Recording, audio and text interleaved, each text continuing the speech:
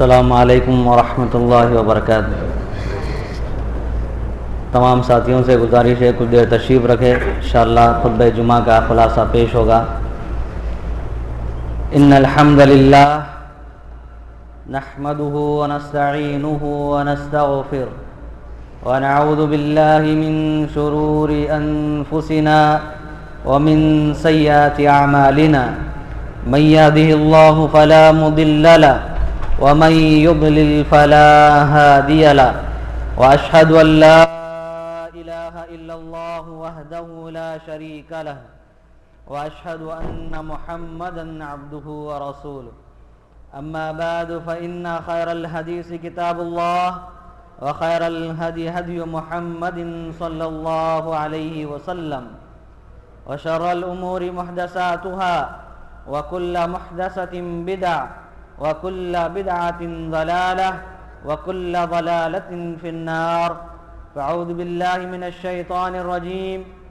يا أيها الذين آمنوا اتقوا الله حق تقاته ولا تموتن إلا وأنتم مسلمون وقال تعالى وما آتاكم الرسول فخذوه وما نہاکم عنہ فانتہوا۔ معزز حاضرین جمعہ، بزرگوں اور دوستوں، ہر قسم کی حمد و ثنا، تعریف اور توصیف، کبریائی اور بڑائی اسی وحدہ لا شریک کے لیے لائق اور دیبا ہے جو اس ساری کائنات کا رب العالمین ہے۔ ساتھی درود و سلام و آقا نبی محمد مصطفیٰ احمد مجتبیٰ صلی اللہ علیہ وسلم پر۔ ساتھیو، یہ پیارے نبی صلی اللہ علیہ وسلم کی عادت مبارکہ رہی کہ آپ اپنے ہر واعظ و نصیحت میں ضرور فرمایا کرتے تھے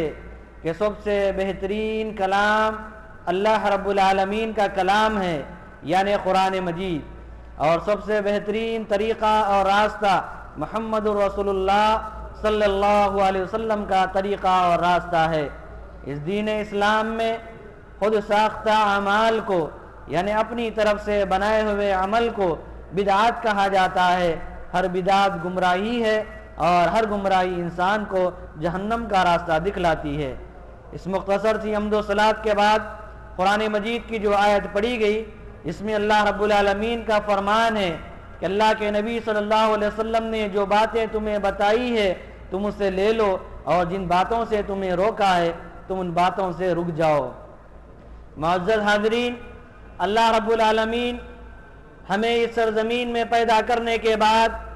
یوں ہی بے یار و مددگار نہیں چھوڑ دیا، بلکہ ہماری ہدایت اور رہنمائی کے لیے انبیاء کرام کا سلسلہ جاری اور ساری رکھا، اور ہماری آخر نبی محمد مصطفیٰ صلی اللہ علیہ وسلم پر ایک اسلامی قانون اور اللہ رب العالمین جو اصول اس دنیا اور آخرت میں کامیابی کے لیے ہمیں بتانا چاہ رہا تھا، وہ قرآن کی شکل میں محمد رسول اللہ صلی اللہ علیہ وسلم پر نازل فرمایا۔ یہی نہیں بلکہ اس دین اسلام کو اللہ رب العالمین نے پسندیدہ دین قرار دیا، کیونکہ یہ دین ایک کامل اور مکمل نظام حیات ہے، اور دین اسلام ہماری دنیاوی اور اخروی نجات کے لیے اللہ رب العالمین نے اس دین اسلام میں تعلیمات واضح فرمائی ہے۔ اور ساتھ ہی ساتھ اللہ کے نبی صلی اللہ علیہ وسلم کی زندگی ہمارے لیے بہترین نمونہ ہے۔ ہمارے لیے اگر کوئی آئیڈیل ہے تو وہ محمد رسول اللہ صلی اللہ علیہ وسلم کی ذات مطہرہ ہے۔ ہمارے لیے اگر کوئی امام ہے، یا ہمارے لیے کوئی رہنما ہے، یا ہمارے لیے کوئی قائد ہے، یا ہمارے لیے کوئی ناصح ہے، تو وہ محمد رسول اللہ صلی اللہ علیہ وسلم ہے۔ اس سے ہٹ کر میں اور آپ اگر اللہ کے نبی صلی اللہ علیہ وسلم کی ان تعلیمات پر غور کرے کہ اگر کوئی انسان کتاب اللہ اور سنت رسول صلی اللہ علیہ وسلم کو چھوڑ کر اگر زندگی بسر کرے تو وہ نہ جانے کن کن اختلاف اور انتشار کا وہ شکار ہو جائے گا۔ وہ دنیا کی اس مقام پر جو اللہ رب العالمین نے ایک عزت و وقار کا جو مقام عطا فرمایا، وہ سارا کا سارا اس سے جاتا رہے گا، کیونکہ اللہ کے نبی صلی اللہ علیہ وسلم نے ارشاد فرمایا کہ میں تمہارے درمیان دو چیزیں چھوڑ جا رہا ہوں، ترکت فیکم امرین لن تضلوا ما تمسکتم بہما کتاب اللہ و سنتی، یعنی تم اس وقت تک گمراہ نہیں ہوگے جس وقت تک کہ تم اسے مضبوطی کے ساتھ تھامے رہو گے۔ جیسے میں اور آپ دیکھتے ہیں سال کے 12 مہینوں میں سے 4 مہینے اللہ رب العالمین نے محترم قرار دیے، اور اس سے ہٹ کر قرآن مجید میں ان 12 مہینوں میں سے ایک مہینے کا ذکر نام کے ساتھ اللہ رب العالمین نے ذکر کیا، اور وہ ہے ماہ رمضان، جس کی اہمیتیں اور فضیلتیں اس قرآن مجید میں اللہ رب العالمین نے مختلف صورتوں کے اندر واضح فرمایا۔ اور اس مہینے سے پہلے یا جس مہینے میں میں اور آپ سانس لے رہے ہیں یہ شعبان کا مہینہ ہے۔ خطیب صاحب نے مختصر انداز میں اس ماہ شعبان کی بدعات و خرافات کو یوں واضح فرمایا کہ ماہ رمضان سے پہلے اللہ کے نبی صلی اللہ علیہ وسلم اس ماہ شعبان کا کس قدر اہتمام کرتے تھے۔ آئیے پہلے صحیح حدیث پر میں اور آپ غور کریں، پھر اس کے بعد بدعات اور خرافات پر۔ ایک موٹا وہ اصول میں اور آپ قرآنی آیات و حدیث اور سلف کی روشنی اور ان کی اقوال کی روشنی میں اس بات کو اپنے ذہن میں رکھے، آپ دنیا کے کسی بھی کونے میں جائیں آپ کو عقید توحید ایک ہی ملے گا، کیونکہ عقید توحید بین الاقوامی ہے اور بدعات و خرافات علاقائی ہے۔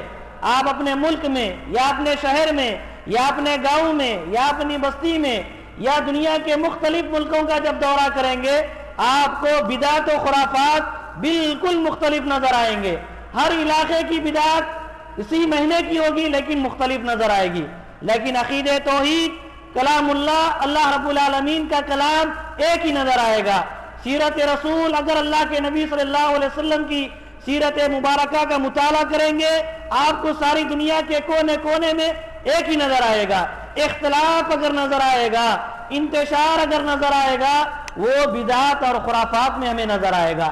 آئیے ماہ شعبان میں صحابہ اکرام اللہ کے نبی صلی اللہ علیہ وسلم کے اس عمل کو یوں نقل فرماتے ہیں کہ آپ صلی اللہ علیہ وسلم شعبان کے مہینے میں کثرت سے روزہ رکھا کرتے تھے، یعنی ایک شعبان سے 15 یا 17 شعبان تک آپ مسلسل روزے رکھا کرتے تھے۔ یہ عمل آپ صلی اللہ علیہ وسلم کا دیگر مہینوں میں اتنا نہیں ہوتا تھا، کیونکہ دیگر مہینوں میں آپ پیر اور جمعرات کا روزہ رکھا کرتے تھے یا ہر مہینے کی 13 اور 14 اور 15 تاریخ کا روزہ، اور لیکن اکثر شعبان میں آپ نصف شعبان آدھا مہینہ آپ کثرت سے روزہ رکھا کرتے تھے۔ اس کی وجہ بھی یہ تھی کہ آنے والا مہینہ ماہ رمضان کا مہینہ ہے، تاکہ آپ ذہنی طور سے عملی اعتبار سے اس کے لیے پوری طرح تیار ہو جائے، کیونکہ ماہ رمضان میں ایک ایک عمل کا حساب اللہ رب العالمین دگنا تگنا 700 سے 700 یا 700 سے 7,000 تک یا اس سے بھی زیادہ اجر و ثواب دینے کا اللہ رب العالمین نے وعدہ کیا ہے۔ اس ماہ رمضان کی ایک ایک لمحے اور ایک ایک ساعتوں کو اپنے آپ سے ضائع نہ ہونے کی وجہ ضائع نہ ہونے دینے کے لیے اللہ کے نبی صلی اللہ علیہ وسلم عملی اعتبار سے بھی ماہ شعبان میں اس کی تربیت یا مشق کیا کرتے تھے، اور صحابہ کرام کو بھی اس پر توجہ دلایا کرتے تھے۔ اس سے ہٹ کر جو بدعات و خرافات دین اسلام سے میں اور آپ یا مسلمان کتاب اللہ اور سنت رسول سے جس قدر دور ہوتے جا رہے ہیں، خطیب صاحب نے اس بات کا بھی حوالہ دیا کہ آج دنیا جس قدر تیزی کے ساتھ ترقی کر رہی ہے،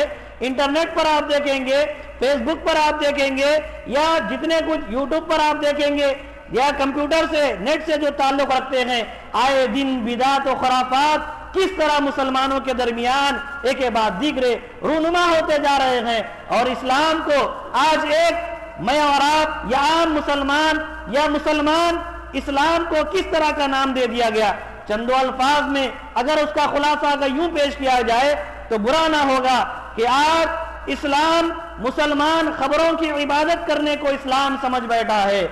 آج شخصیت پرستی کو مسلمان اسلام سمجھ بیٹھا ہے، اپنے عالم یا ملا کے ہی اقوال کو مسلمان آج اسلام سمجھ بیٹھا ہے، قرآنی تعلیمات اور اللہ کے نبی صلی اللہ علیہ وسلم کی زندگی کو پسے پشت ڈالتے ہوئے اس میں اپنے لیے خسارہ اور نقصان سمجھ رہا ہے۔ آج مسلمان کا یہ ذہن بن چکا ہے کہ وہ اپنی نفسانی خواہشات کو اسلام کا نام دے دیا ہے، اپنی منمانی زندگی گزارنے کو اسلام کا نام دے دیا ہے، اپنے خیالات یعنی اپنے افکارات یا اپنے دل و دماغ میں آنے والی باتوں کو اسلام کا درجہ دے دیا ہے۔ آج یہی وجہ ہے کہ میں اور آپ اسلام کو یا مسلمانوں کے درمیان کس قدر پاتے ہیں، وہ اس کا نتیجہ ہے۔ بدعت و خرافات کی جو دو چار ہلکی جھلکیں جس کے اندر خطیب صاحب نے یہ واضح فرمایا، ائمہ کرام محدثین اعظام کے اقوال کو نقل فرماتے ہوئے کہا، شعبان کی 15ویں تاریخ سے دو چار بدعات اس طرح جوڑ لیے گئے ہیں جس کا وجود یا جس کا ثبوت اللہ کے نبی صلی اللہ علیہ وسلم کی عہد مبارک میں، نہ قرآن مجید میں، نہ صحابہ کی زندگی میں، نہ سلف صالحین کی زندگی میں۔ پتہ نہیں مسلمان کا دماغ کس طرح کام کر رہا ہے، کیونکہ وہ بدعت و خرافات کو ہی اسلام سمجھ بیٹھے ہیں۔ نمبر 1، 15ویں شعبان کو جاگنا، قیام کا اہتمام کرنا یا دن میں روزہ رکھنا یہ ایک بڑی اہم عبادت سمجھی جا رہی ہے۔ سال کے 12 مہینوں میں وہ لوگ جو کبھی مسجد میں حاضر نہیں ہوئے، کبھی قیام کا اہتمام نہیں کیے، کبھی روزے کا اہتمام نہیں کیے، 15ویں شعبان کے دن وہ اہتمام۔ اسلام تو چاہتا ہے کہ ہر دن آپ قیام کا اہتمام کرے، نوافل کا اہتمام کرے، اپنی تزکیہ نفس کا اہتمام کرے، لیکن ہم اس سے آج کتنی دوری اختیار کر چکے ہیں۔ دوسری بدعت کہ اپنے قبرستانوں کو سجانا اور یہ عقیدہ رکھنا کہ مرے ہوئے لوگ واپس آئیں گے، ان کے کمرے کو سجانا، ان کے کپڑوں کو رکھنا، ان کے کھانے پینے کے جو پسندیدہ چیزیں تھیں اس کو رکھنا۔ نعوذ باللہ، کیا یہ سمجھنے والی بات ہے؟ کیا یہ اسلام ہو سکتا ہے؟ کیا یہ اسلامی تعلیم ہو سکتی ہے؟ کیا یہ اسلام کا مذاق نہیں ہے؟ کیا اللہ کے نبی صلی اللہ علیہ وسلم کے دین کا مذاق اڑانا نہیں ہے؟ آج مسلمان کس قدر تیزی کے ساتھ یہ افواہیں، یہ بدعات، یہ خرافات پر عمل کر رہے ہیں اور اسی کو اسلام سمجھ بیٹھے ہیں، نعوذ باللہ۔ اسی طرح 15ویں شعبان کے دن صلاۃ الرغائب کا اہتمام کرنا، یعنی اس قدر نماز کا 1000 رکعتیں پڑھنا، 100 رکعتیں پڑھنا، پہلی ہر رکعت میں سورہ فاتحہ کے بعد 10 مرتبہ سورہ اخلاص کا اہتمام کرنا، یہ وہ بدعت و خرافات ہے جس کو آج مسلمان اسلام سمجھ بیٹھا ہے۔ انٹرنیٹ سے تعلق رکھنے والے بڑی اچھی طرح جانتے ہیں کہ آج کیسے کیسے آیت یا کیسے اخبارات، کیسے نیوز ہماری نگاہوں سے گزر رہے ہیں کہ مسلمان اسلام سے کس قدر دور ہوتے جا رہا ہے کہ آئے دن اپنی منمانی زندگی کو گزارنا یہی اسلام سمجھ بیٹھا ہے۔ آخر میں ماہ رمضان کے استقبال اور اہتمام میں میں اور آپ اس بات کی کوشش کریں کہ ماہ شعبان ہو یا کوئی اور مہینہ ہو، بدعت و خرافات سے اپنے آپ کو بچانے کا بہترین اصول اللہ رب العالمین نے قرآن مجید میں ارشاد فرمایا، وَمَا آتَاكُمُ الرَّسُولُ فَخُذُوهُ وَمَا نَهَاكُمْ عَنْهُ فَانْتَهُوا۔ اللہ کے نبی صلی اللہ علیہ وسلم نے جو چیزیں تمہارے لیے بتائی ہیں تم اس کو اپناؤ، اور جن چیزوں سے اللہ کے نبی صلی اللہ علیہ وسلم نے روکا ہے ہم اس سے رک جائیں، کیونکہ آپ کی بتائی ہوئی باتوں پہ عمل کرنا یہ ہمارے لیے راہ نجات ہے، اور آپ کی منع کردہ چیزوں سے بچنا یہ بھی ہمارے لیے راہ نجات ہے۔ آپ نے جن چیزوں سے روکا اس سے رکنا بھی ہمارے لیے اس میں خیر اور بھلائی ہے۔ اس لیے میں اور آپ اپنے آپ کو بدعت و خرافات سے بچاتے ہوئے ٹھنڈے دل سے سوچے، غور و فکر کرے، سنجیدگی کے ساتھ اپنی زندگیوں کا محاسبہ کرے، اپنے ماں بہن، اپنے بیٹی، اپنے بھائی بہنوں، اپنے خاندان اور قبیلوں کا جائزہ لے کہ آیا آج اسلام سے ہم کتنے دور ہوتے جا رہے ہیں، کن کن چیزوں کا آج ہم اسلام سمجھ بیٹھے ہیں۔ گائے، بکری، کتا، بلی، کوا، ہر وہ چیز جس سے انسان ڈر رہا ہے اس کو اسلام سمجھ بیٹھا ہے۔ بلی کو منحوس سمجھنا، کوے کو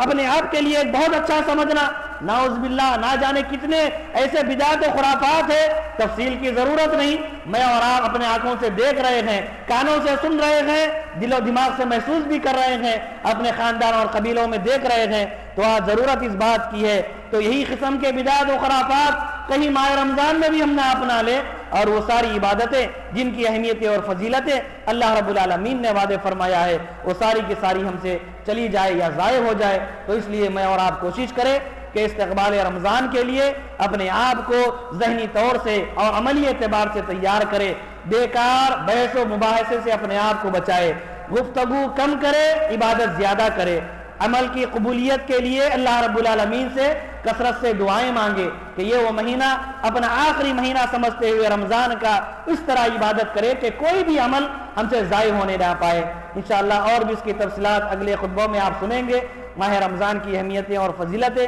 اور کس طرح ہمیں ان کی عبادات ادا کرنا ہے۔ آخر میں اللہ رب العالمین سے دعا ہے کہ اللہ تعالی ہم تمام کو نیک عمل کی توفیق عطا فرمائے، اللہ تعالی ہم تمام کو عقیدہ توحید کی بنیاد پر ہمارے دلوں میں اتحاد و اتفاق پیدا فرمائے، اللہ ہر چھوٹے بڑے کا ادب احترام کرنے والا بنائے، اللہ سارے مسلمانوں کو دین اسلام کی صحیح سمجھ عطا فرمائے، اللہ کلام اللہ قرآن مجید ترجمے کے ساتھ ہر مسلمان کو سمجھ کر پڑھنے کی توفیق عطا فرمائے، اللہ ہم تمام کو اللہ کے نبی صلی اللہ علیہ وسلم کی سیرت مبارکہ کا مطالعہ کرنے اور اپنی عملی زندگی میں آپ صلی اللہ علیہ وسلم کے بتائے ہوئے عمل کو اپنانے کی توفیق عطا فرمائے، اللہ ہم تمام کو جب تک رکھے ایمان و اسلام کی حالت میں باقی رکھے، اللہ کل تک جو ہمارے درمیان تھے یا جن کا انتقال ہو چکا اللہ ان تمام کی مغفرت فرمائے، اللہ تبارک تعالیٰ ان کو عذاب خبر سے محفوظ فرمائے، اللہ ان تمام کو جنت الفردوس عطا فرمائے، اللہ تعالیٰ ہم تمام کو ہر ایک کے ساتھ اس نے سلوک کرنے والا بنائے، اللہ تعالیٰ صحابہ کرام کی جو کثرت سے یہ دعائیں تھی اللہم بلغنا رمضان کہ اللہ ہمیں ماہ رمضان نصیب فرمائے،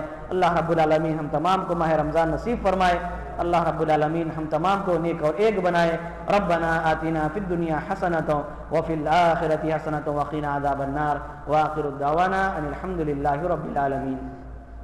انشاءاللہ حسب معمول کچھ ہی دیر میں کلاس کا آغاز ہوگا، ساتھیوں سے گزارش ہے کہ سامنے والے حال میں تشریف لے جائیں۔